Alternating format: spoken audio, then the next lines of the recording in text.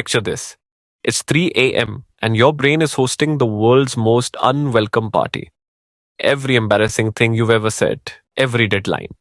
That conversation from 2015. Sound familiar? There's a four-step technique so simple that even your anxious brain at 3 a.m. can use it. Today I'm sharing Tara Brach's rain technique, a method that has helped millions turn anxiety from a raging storm into gentle rain. Welcome back to Major Inspiration, where we turn ancient wisdom into practical tools. Before we dive in, a honest question: how many tabs do you have open in your brain right now?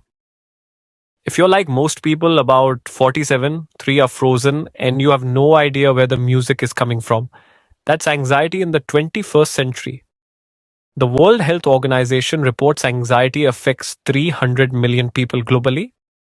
Dr. Tara Brach, a psychologist and meditation teacher, discovered we don't need to eliminate anxiety. We just need to change our relationship with it. RAIN stands for recognize, allow, investigate, and nurture. These four steps create what neuroscientists call response flexibility, teaching your brain to pause instead of panic. You can do this anywhere, anytime, even in pajamas at 3 a.m. R. Recognize. Step 1. Recognize what's happening, not judge it, not fix it, just acknowledge it. Most of us ignore our feelings like spam calls from our emotions. When anxiety hits, pause and name it.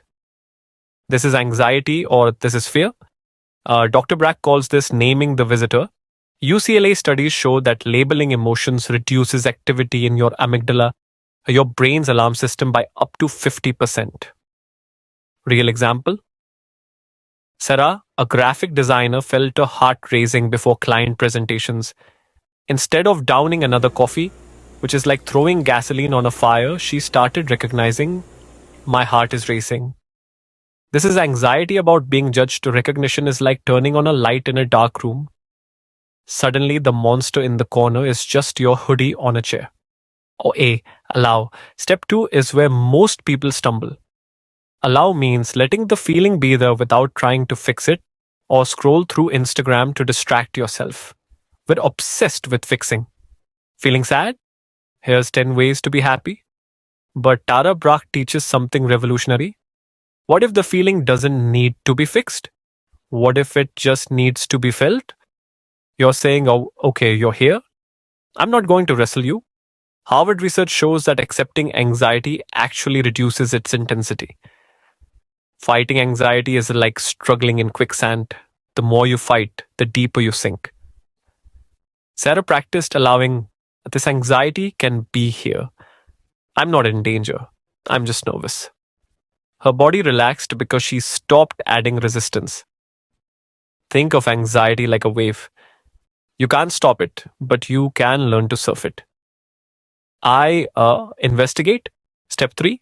Investigate with kindness, not like a detective interrogating a suspect. Tara Brach suggests gentle questions. What does this anxiety want me to know? Where do I feel it in my body? What does it need? When you investigate with curiosity rather than judgment, you activate your prefrontal cortex, the wise part of your brain. This literally deactivates the fear center. Sarah discovered something powerful. When she asked, what is this protecting me from? She realized it wasn't about the presentation. It was her deeper fear of not being good enough. That's the goal of investigation. You discover the root, not just the symptom.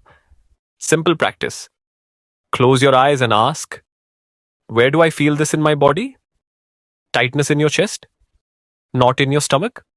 Then ask, what does this part need? Sometimes it's rest. Sometimes reassurance. Sometimes just acknowledgement. N. Nurture. The final step? Nurture. After you've recognized, allowed, and investigated, offer yourself the compassion you'd give your best friend or a scared child. We're terrible at this. We wouldn't tell a friend, just get over it, but we say it to ourselves constantly. Dr. Brach suggests placing your hand on your heart and asking, what do I need to hear right now? Maybe you're doing your best, or this will pass, or simply, I'm here with you. University of Texas research shows self-compassion is more effective at reducing anxiety than self-esteem because it doesn't depend on being perfect. Sarah's nurture practice was simple. She'd place both hands on her heart and whisper, "You're safe. You're prepared. You've got this." Her anxiety became manageable. More importantly, she stopped feeling anxious about being anxious.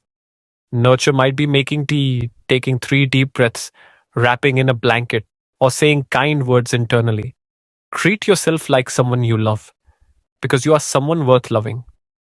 Tara Brach teaches healing doesn't come from eliminating difficult emotions, it comes from holding them with compassion. Practical application. Let's make this immediately practical. You don't need a meditation cushion or 5 minutes. Rain can happen in 60 seconds. Next time anxiety hits, before a meeting, a difficult conversation, or at 3 a.m., try this. R, take one breath and say, "This is anxiety."